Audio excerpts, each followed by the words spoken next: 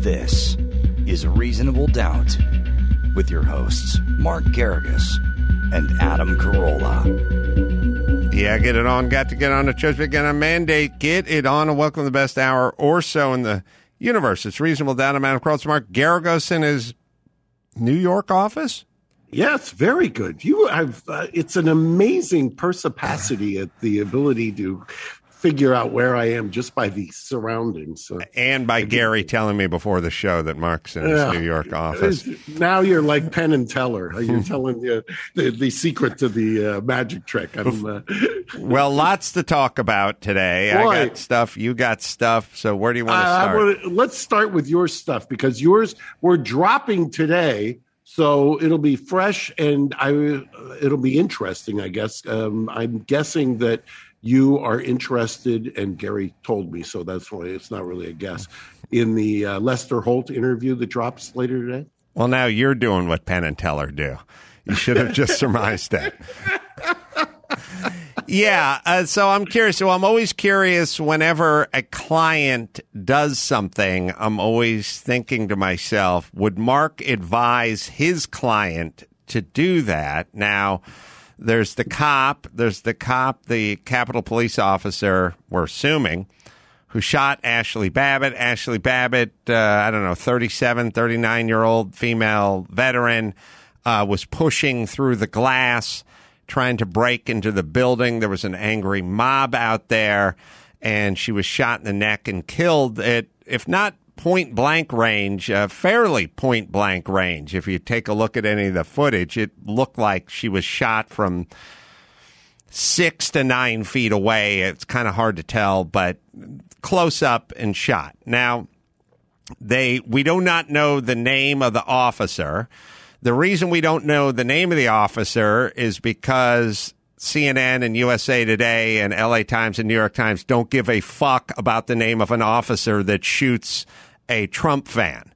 If that was a Black Lives Matter rally and some cop just shot some random Black Lives Matter protester, we would definitely want to know the name of the officer. So that's the era we're living in. I just like it when news outlets are insanely curious and then not curious at all. But all right, there was one person during the insurrection that wasn't an insurrection, so fuck all you. I told you guys it was a riot from Jump Street. Everyone screamed at me it was an insurrection. The FBI sent out a report that basically said it wasn't an insurrection, it was a riot. But okay, during the insurrection, one person was shot, and we are not interested in the person that squeezed the trigger whatsoever in terms of the news outlets go. But that person is being sued civilly by the family of the woman who was shot, and the person has been cleared quietly. Again, no outrage from CNN. This cop was cleared for shooting an unarmed civilian, but they don't care. They have no interest in that whatsoever. They're so ensconced in Breonna Taylor, they have no room left in their hard drive for an officer shooting an unarmed civilian. Fine, they're not interested.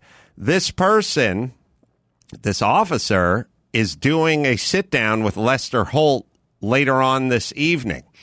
Now, that seems like he's putting himself in peril needlessly. Now, sometimes you need to do a sit-down with Lester Holt for damage control because your name is out there and you need to protect your good name and you need to set the record straight.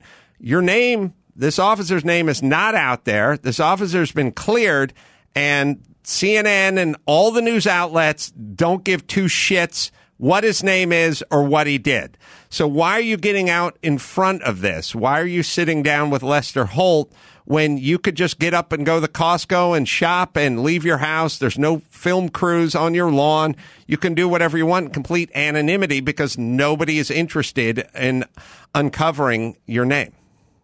Well, the biggest peril, and I'll answer your question. Your question was if this were my client. What I would counsel my client in that situation is if they have, and I don't know if they've given something, they've made a finding, where they've said that it was accidental, for instance, as opposed to intentional, or if they've said that it was a defense of a rightful defense. The problem is there is no statute of limitations on murder in most jurisdictions, and I assume there as well.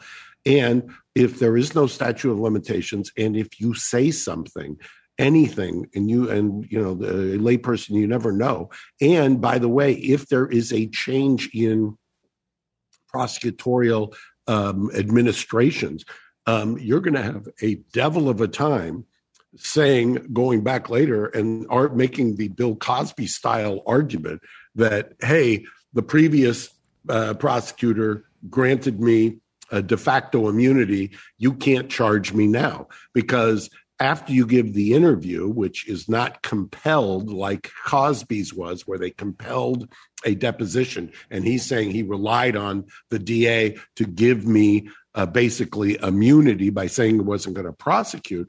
If you say something here, you put yourself at risk that you may make some kind of a misstep. You say something about fear, lack of fear, or what you were actually trying to do. And some enterprising prosecutor may want to come after you later on for a variety of reasons. I could think of a parade of reasons that would change the calculus later on. And not the least of which is you're also getting sued civilly. And if that case survives a motion to dismiss, or demur, or any kind of a challenge on its sufficiency, because it's a wrongful death allegation, you put yourself exposed there as well. So I don't understand why somebody would do it. It makes very little sense legally to do it. And then I hadn't thought about the damage control, which you just brought up, because that's yet another calculation. You're right. Many times people will do it for damage control. I think famously back to when Harlan Braun resigned, when Robert Blake, I believe, gave his interview to Barbara Walters when he was in custody and charged with murder. And it turned out that was a good move, because Blake's interview was kind of an uncross-examined testimony, and the prosecution played it.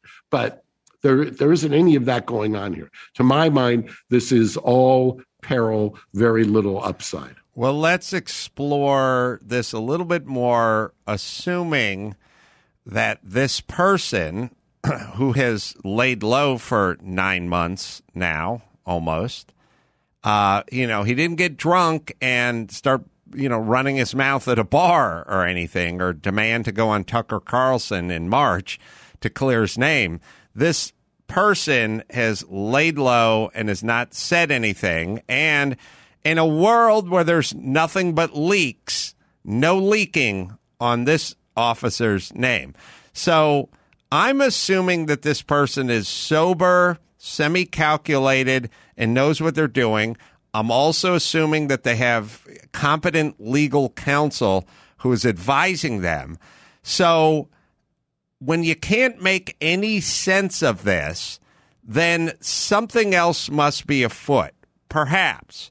And so let me give you a scenario. What if they were aware that a news outlet, for the sake of argument, we'll just say Tucker Carlson.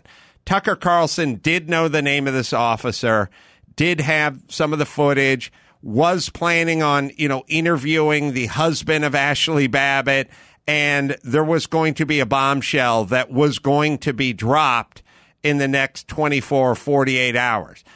Would that then make sense to get ahead of it? Absolutely. In fact, that may be the only, as I'm sitting here, I hadn't thought about any of this until you brought it up. But as you're bringing it up, that would change the calculus. I mean, if there's going to be something that's going to drop momentarily, and by the way, that's completely possible, then maybe the calculation is, let's sit with somebody and tell our story before that drops. So it's kind of preemptive crisis management, so to speak. Well, and it would be interesting. We don't know, and I guess we won't know until tonight, who the people are that are handling this for this. I assume it's a gentleman. Do we even know the gender? Yes, it's been confirmed that it's a gentleman. And just while I'm on mic here, I got to compliment Tyler and Lucas over at Mark's team. Adam, have you noticed how good Mark sounds? He's got a new microphone. He's got the headphones on. He sounds phenomenal. Thank you, Tyler and Lucas. So I am assuming that everyone is sober and competent and professional. I also am in touch and watch enough Tucker Carlson to know he's kind of been hinting at wanting to get to the bottom of this thing and that there shall be news coming forthwith. So I am going to go back to my theory that something is in the pipeline. The shooter, the officer, and the officer's attorneys are aware of this thing. They were probably asked, would you like to come on to Tucker Carlson? And again, I do not know it's Tucker Carlson, but I have a feeling that they were invited on the show to explain themselves, and they probably understand that it's either coming out today or tomorrow, and that is the only logical reason you would unmask this person and put them in front of Lester Holt. Right, because, one of the first things that occurred to me was, is there some kind of, I always think, what's the financial angle? And I can't think of a financial angle. Presumably NBC News is not paying for the interview. And presumably, who knows? I mean, sometimes news outlets will license photos, so to speak, as a way to say we're not paying for the interview. And licensing photos mean give us a bunch of photos and we'll pay you a licensing fee, but that's not for the interview itself. I mean, that's, I suppose, within the realm of possibility that it could be financial. The timing of it seems a little strange, and I'm not sure that I still wouldn't want to do, and maybe it's related to, I mean, I could think of a different world where maybe it's related to a pending motion on the wrongful death to do the unmasking in that lawsuit, and they have done the calculation and realized that there's that maybe they're on a shaky legal basis if there's a motion to do that. I've had the situations where we have sued somebody and the client has been a Jane Doe, for instance. So you didn't have to reveal it. And then you have to litigate whether or not you can remain as a Jane Doe, for instance. And so that could be another possibility as well. Interested to see how it plays out. Well, I'm assuming that the person isn't just unmasking themselves after 9 months of being masked willy-nilly. So either there's something Tucker Carlson or some other news outlet knows, some expose, some piece that they're planning on running, or through the court system, they shall be unmasked. Just listening to you guys talk about this, I'm wondering, it's obviously been a very short period of time since it was announced that he was cleared by the FBI. Is there a freedom of information concern? Is this coming out one way or another, and he's trying to get ahead of that?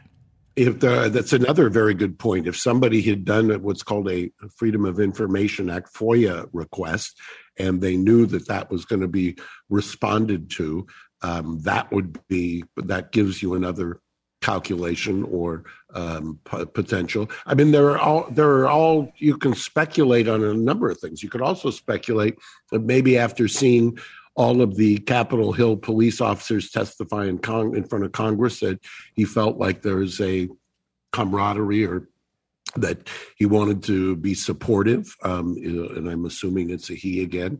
The testimony, how long ago was that, Gary? Within the last 3 weeks, correct? Yeah. Where the officers were testifying. So I suppose there could be that could be a motivation as well. Just be interesting. I'm very anxious to hear what the person has to say.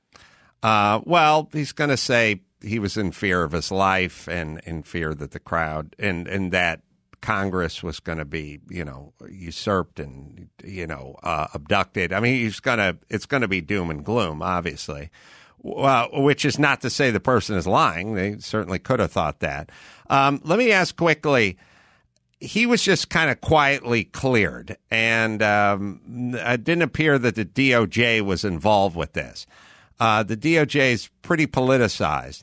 If Trump was in office when this guy shot a Trump supporter, would the DOJ be involved with this, and would this not be as over and done with as fast as it is? Just to put a fine point on it, he was in office. Well, I mean, he what? He was on the 6th. I mean, if he could use his DOJ to. Understood. When was he out of office then? 20th. Oh, the 20th. Sorry.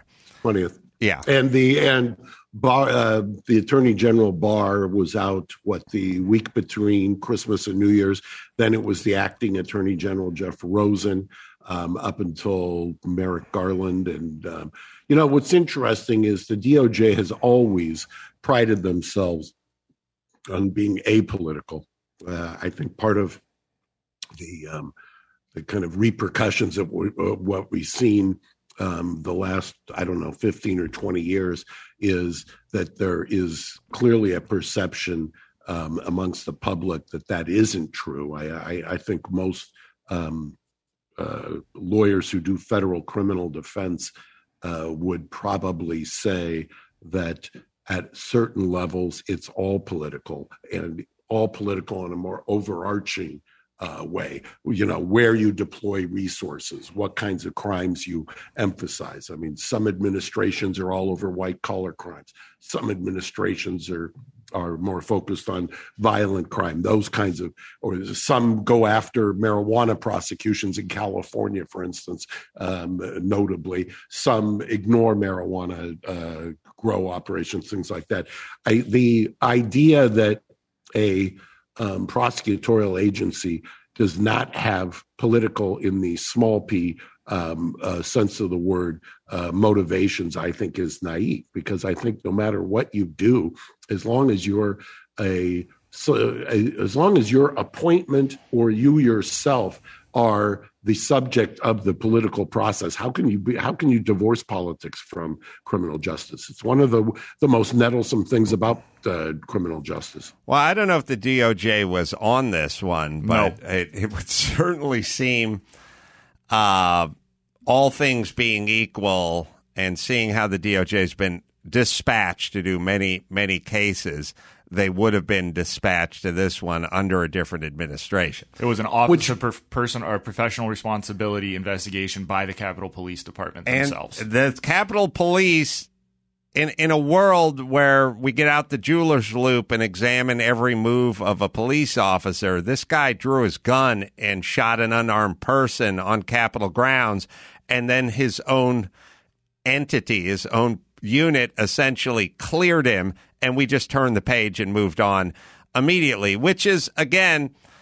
I get it. It's all politicized. My feeling is CNN, shut up.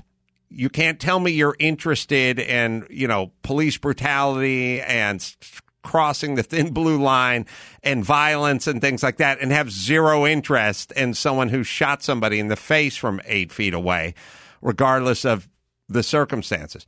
All right. Well, let me beat on that for one more second. If Gary is right that the only clearance, so to speak, is by the Office of Professional Responsibility, which I assume by the name is akin to what we commonly refer to as internal affairs, then that's not necessarily a prosecutorial agency, and that raises some concerns too. But once we hear from this gentleman, we'll have a lot more information that we can kind of drill down on. Well, I have a secondary question regarding this, although it's adjunct to this, but and what time does the interview supposed to drop tonight? Gary will figure it out. I believe it's 6:30 Eastern, but let me clarify that. So it's going to drop 3:30 our time, or we have to wait? Oh, no. With the internet, we can find it. It may not be on your Channel 4 until 6:30, but we'll find it online. So here's another aspect to the insurrection that wasn't an insurrection, but an insurrection. And, all the people out there, like, first off, everything's politicized. If it's an insurrection, I'll be happy to call it an insurrection. The problem is it wasn't an insurrection. It did not fit the definition of an insurrection. It fit the definition of a violent mob. So that's why I'm calling it, because I'm an accurate person. But Now, as it pertains to January 6th, I think Nancy Pelosi would like to subpoena phone records from Jim Jordan and some other prominent folks and their communications with Trump days before the insurrection / riot. And now they're going to, I don't know, Verizon, AT&T, Apple, whatever, and they're trying to say to them, give us this information. Now, maybe it's a slippery slope. I don't know if there's precedent for this. I'm not sure of the implications. It feels a little ominous, but I'm curious because Mark has definitely done cases that involved, for instance, triangulation with Scott Peterson and stuff like that, where you're trying to get information from these carriers. They wouldn't give it up. I'm curious about your thoughts on that. First, let me hit a quick spot here. BetterHelp, depressed, relationship struggles, difficulty sleeping, or meeting goals. BetterHelp, online professional counselors who listen and help. BetterHelp will assess your needs and match you with a licensed professional therapist. Start communicating in under 48 hours. Easy and free to change counselors if needed. Not a crisis line or self-help. It's professional counseling done securely online. Log in and send a message to your counselor or get a timely, thoughtful response. Plus, schedule weekly video or phone sessions. No uncomfortable waiting rooms. Broad range of expertise. So it may not be available in all areas. So many people, though, using BetterHelp. They're recruiting additional counselors in all 50 states. It's BetterHelp, right, Gary? That's right. Our podcast is sponsored by BetterHelp, and our listeners get 10% off their first month of online therapy at BetterHelp.com/reasonabledoubt. Visit BetterHelp.com/reasonabledoubt and join the over 1 million people who have taken charge of their mental health with the help of an experienced BetterHelp professional. All right, Mark, where do you come down on trying to get these phone records? Well, the phone records now are a lot more accessible than they were 5 years ago, 10, maybe even 20 years ago when this first started. I mean, you hit the nail on the head. We first were trying the Peterson case.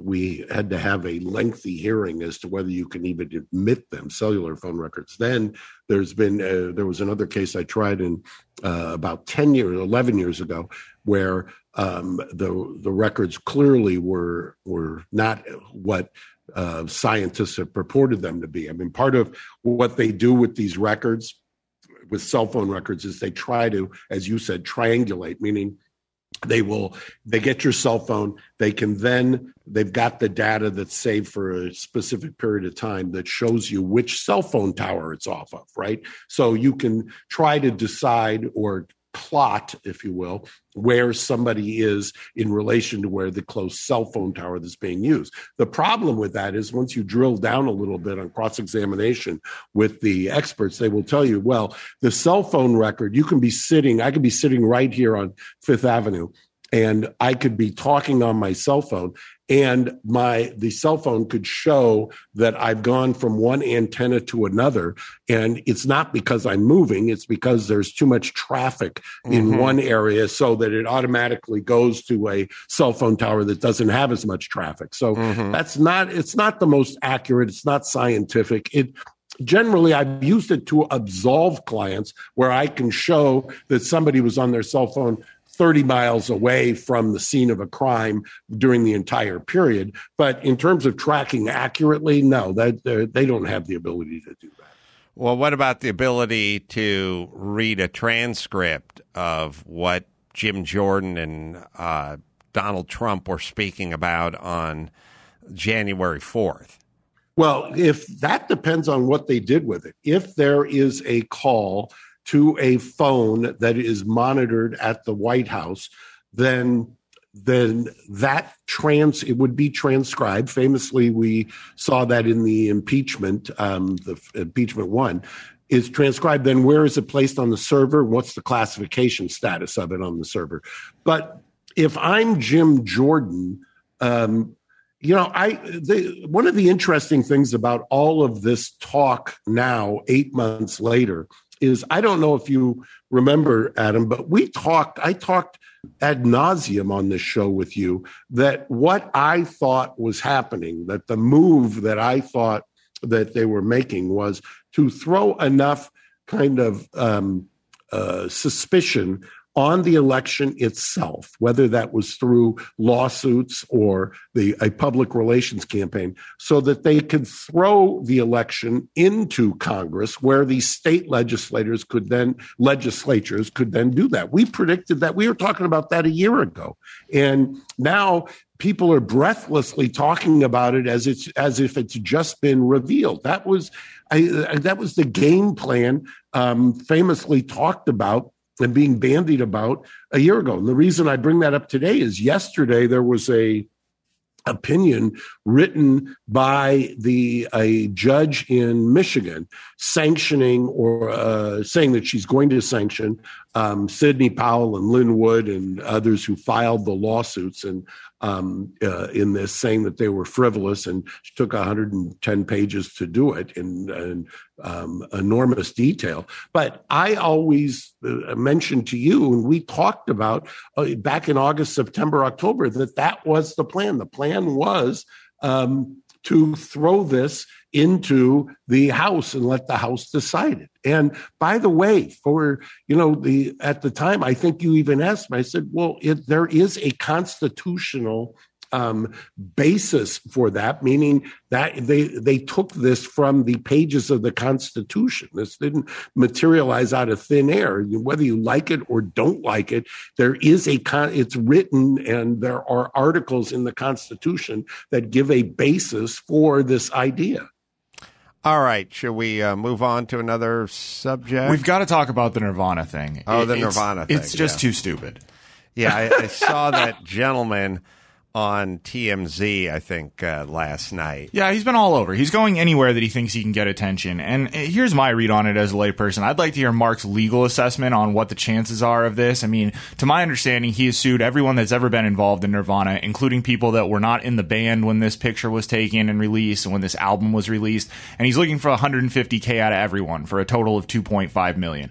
But this idiot has recreated the picture. His 150 is because there's some sort of cap on copyright or some version of that. It's not a random number. I was looking for Mark's assessment on that because I agree there has to be a reason, but I haven't seen anyone point out exactly the reason. But the bright legal minds at TMZ informed me. Oh, okay. There's the reason it's a odd numbers because there's some sort of cap, and he's going for copyright or some version of that. So he's suing all these entities for the maximum amount that the law will allow for copyright or some other infringement. Right.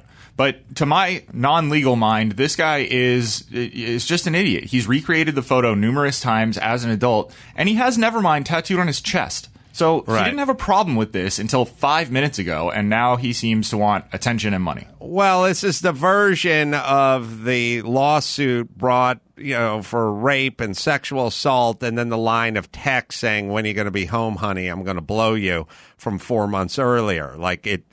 But it doesn't mean the person wasn't raped or sexually abused. It just sort of paints a different picture. So it's like he's got Nevermind tattooed on him. He's recreated the picture wearing trunks, I think, as an adult.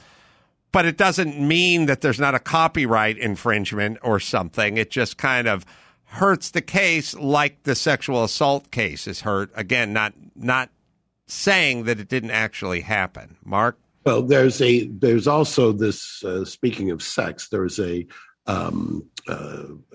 hook, so to speak, because of child pornography, which is the allegation there. And I assume that somebody in kind of a twisted fashion thinks that that's going to allow them to get around what's an obvious statute of limitations problem. But more importantly, whoever has filed this case, not just the litigant, but the lawyer that has brought this case, I sure hope has done all of their research around what's called Rule 11, because generally in federal court, judges are not going to hesitate in the face of a Rule 11 challenge to exact some punishment here, just like what's happening, the case we just left, that's the one in Michigan. That was a Rule 11 sanctions motion, and that's probably, I guarantee you, few things are guaranteed in the law, but I think we're going to see a Rule 11 motion asking for sanctions here as well. I mean, what's Rule 11? Rule 11 basically says that if you bring a case and it is, in essence, frivolous and ridiculous, that I'm going to sanction you the legal fees of whatever it costs your opponent to oppose this case. And so my guess is that's the next phase in this. As soon as what will end up happening is either they will put the lawsuit out for service, meaning that to serve somebody with it, or the lawyer on the opposing side, the defendant will say, I'll accept service and I'm demanding you immediately dismiss otherwise. And you get about a 20-day safe harbor for Rule 11, which means you can dismiss within that 20-day period of time and avoid getting sanctioned by the court. All right, well, there's a few wrinkles here. One is it's unclear to me who the kid is. I mean, who the parents were. Did they put out did they put out a casting call? Is this the roadie and his wife and their newborn? Like, where did the kid, it wasn't a band member's kid. Where did the infant come from? It's a spectacular shot, by the way. The other thing, the kid who's now 30, if you want to feel old, I believe he's now 30. The other thing he says is, it was agreed that his phallus would be Greeked out. It's ironic that you're Greeking a phallus because the Greeks, I think, famously wrestled nude. But either way, you're Greeking his phallus. Now, obviously, he didn't. I don't know how did you come up with that? I never thought about it in my entire life, except for now. Greek the phallus. Greek the phallus, man. You wait and see what I'm gonna do with that. I feel like almost every Greek statue is a nude dude too, so it's ironic. But anyway, the photographer was a friend of the child's father.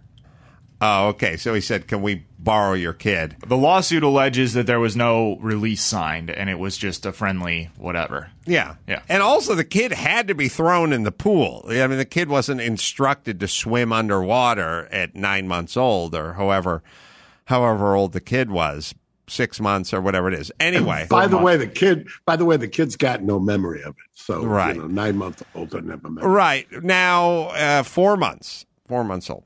All right, so the kid is saying, I didn't agree to this.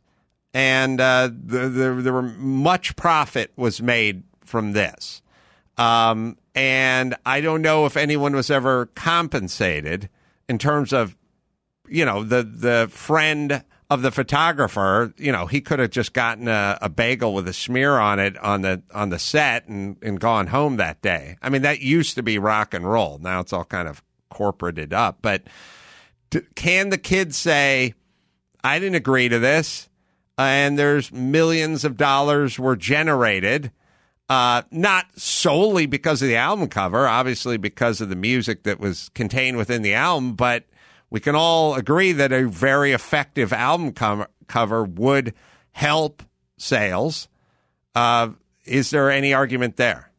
And then is that argument with his dad, essentially? So it sort of seems like his beef is with his dad, not with Nirvana.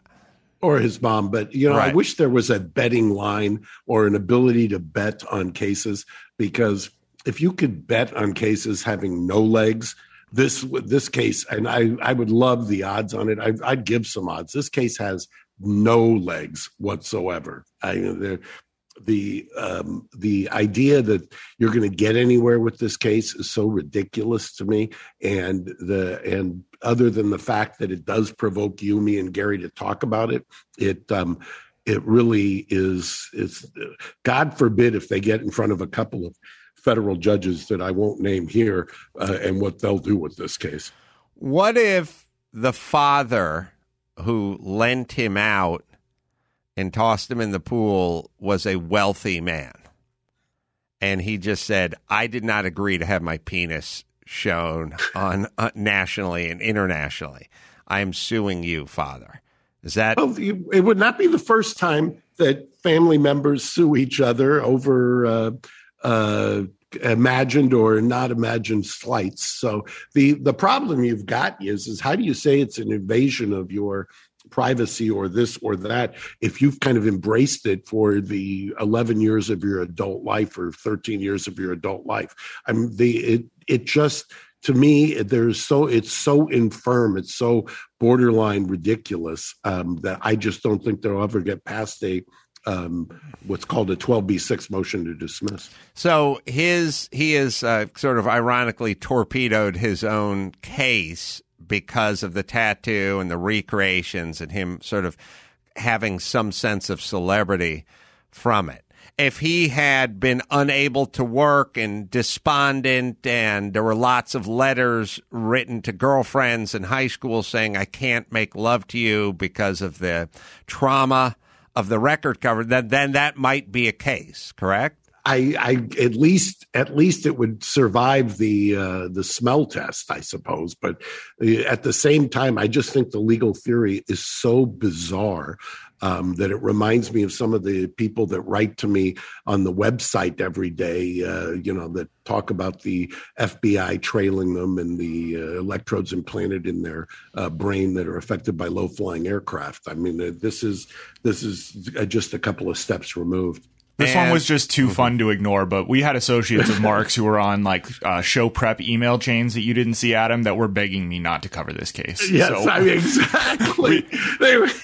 Well, just like, why are you giving this guy attention? And say, well, for a variety of reasons, because it's gotten attention, whether you like it or not. That's the world we live in. I mean, that's an iconic photo, an album cover, and so people are going to talk about it. I mean, that's just the way. That's the world we live in, I suppose. All right, we have another story you want to. We got one more, but we can wrap up before we go. Which I thought you would find interesting. I don't know, because once again, talking about people who file somewhat ridiculous lawsuits, I just thought you would be interested in this case. Gary, you know which one I'm talking about? I unfortunately don't, because there's 5 or 6 left that we could talk about. We had an embarrassment of riches today, so give me a key word and I'll take it away.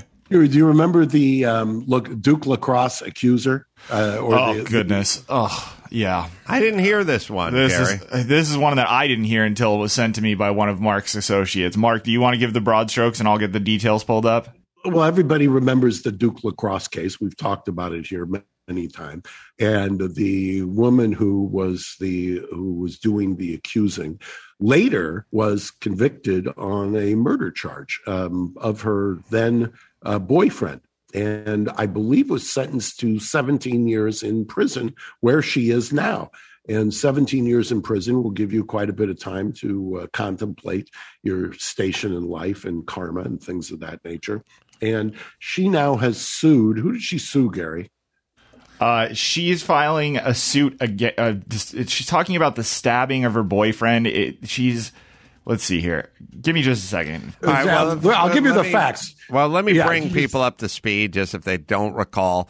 Because the whole Duke lacrosse case was sort of toward the beginning of this sort of crazy news cycle, let's convict them and public opinion, and before we wait for any of the evidence, and out of control DAs or prosecutors, just out of control, Mike Nifong, out of control.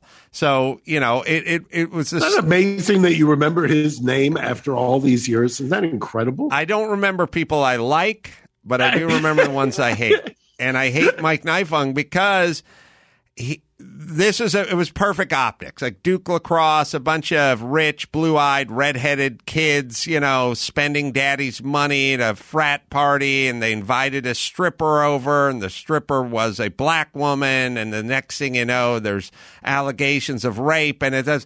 it set the table perfectly for CNN and all these. They love this narrative. But it came out pretty quickly that there was records of one of the accused, going to an ATM, and he was there at 12:20 because it had a timestamp on it. It was 7 miles away, and he couldn't have possibly been in the bathroom with this woman raping her while he was at a local ATM. And Mike Nifung, the prosecutor, said, I'm not interested in any of this data or this evidence. I'm moving full steam ahead to see if I can get 3 or 4 or 5 19-year-olds, not only with the scarlet letter of rape tattooed to their back for the rest of their lives, but put in a prison for something that he was aware of really didn't go down the way it went down, almost from Jump Street. Right. But that didn't slow his roll, which makes him, by the way, that is the definition of evil. That it really is the definition of evil. You're looking at a 19-year-old boy. You're going to destroy his entire life, and you have evidence to the contrary, and you ignore it and steamroll forward. So one of the unbalanced people that were involved in this that Mark was alluding to, what was convicted of murder later, her name is Crystal Magnum, and she is back filing a lawsuit representing herself, and she is suing an outlet that wrote an article saying that she killed her boyfriend by stabbing him, which is something she was convicted of. She is saying that she lightly poked him with a knife. He was not killed by that, and instead the mishandling of his alcohol withdrawal by the hospital is what killed him, and she wants relief. And Right. by the way, the defense to defamation is truth. She's sitting in a prison because she was convicted of murder, and you don't get to retry the murder case in a civil lawsuit alleging defamation. If that is your newly discovered evidence, then your newly discovered evidence should be brought by way of a writ of habeas corpus. And so it's mind-boggling to me that whatever legal advice she's getting in the prison is telling her, go sue the local outlet who's reporting on the the facts that you were convicted of murder, when you've got, if you say new evidence, bring it in a writ of habeas corpus where you can actually do something with it. Well, the only good thing that came from this tragic case was a name that I gave a character when I was making a movie trailer send-up. I named him Colonel Duke Lacrosse, and I still feel like that's the greatest military name ever. I think it is. Before you get into that, I just want to add one little nugget to this that I found funny. As her lawsuit goes on, she goes on to include the Time's Up movement and Believe All Women movement, and even cites Cuomo. It's pretty nutty. Yeah, well, Wait, can you give me the Cuomo site? What's the Cuomo site?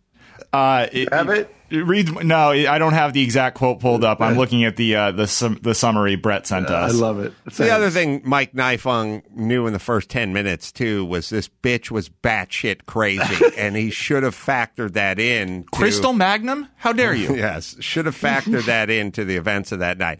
All right, Mark's got to hop back into a courtroom, and I will bid him adieu. I will wrap it up by last time I did this, you went on one of the most epic rants anybody's ever heard. So feel free to do the second one. But anyway, love you guys. Talk to you very soon. Bye, Mark. Love you. Well, once we lift the sandbag known as Mark Garagos off my Pegasus, I'm able to speak freely. And there's where the epic rant comes from. All right, buddy. We'll talk to you soon. Now let me tell you about Relief Band. Too much Don Julio? Yes, it has happened. It has happened to Mark. It has happened to me. You got to check out Relief Band, the #1 FDA-cleared anti-nausea wristband, clinically proven to relieve nausea and vomiting from motion sickness, morning sickness, chemotherapy, anxiety, hangovers, migraines, and more. 100% drug-free, non-drowsy, fast-acting, all-natural relief with zero side effects. Originally developed 20 years ago plus in hospitals. And now it's over-the-counter. Relief Band stimulates a nerve on your wrist to tell your brain, the part of your brain that controls nausea, and to block the signal to your stomach telling you you're sick. So it's not pills. You're not hydrating. You're not doing anything. It is a wristband, and I have used it. It works. It is Relief Band. Right, Gary? That's right. As you're getting ready to take that summer road trip, hopping on the boat, or just anxious about heading back into the office, we've got good news. Right now, Relief Band has an exclusive offer just for Reasonable Doubt listeners. If you go to reliefband.com and use promo code DOUBT, you'll receive 20% off plus free shipping and a no questions asked 30-day money-back guarantee. So head to reliefband.com and use our promo code DOUBT for 20% off plus free shipping. All right. 2 shows in Minnesota are sold out. The early shows coming up at Acme Comedy Company. Maybe a couple tickets left for the late shows Friday, Saturday, so you can check that out this weekend. September 22nd, Solana Beach, Belly Up, and then October 8th and 9th, I'll be in St. Louis, Helium Comedy Club. I'm going to be doing stand-up and live pods all over the place. So you can go to Royal Oak, Michigan, September 10th, Kansas City, the 11th. So just go to amcroll.com. Chicago coming up. Just go to amcroll.com and find out where I'm coming to a town near you, because I am, buddy. Also, our Pluto TV channel, our Chassis channel on Pluto TV 687, got all new offerings of going racing there. And until next time, this is Adam Carolla for Mark Garagos saying mahalo. Thanks for listening to Reasonable Doubt. Tune in next Saturday for an all-new episode.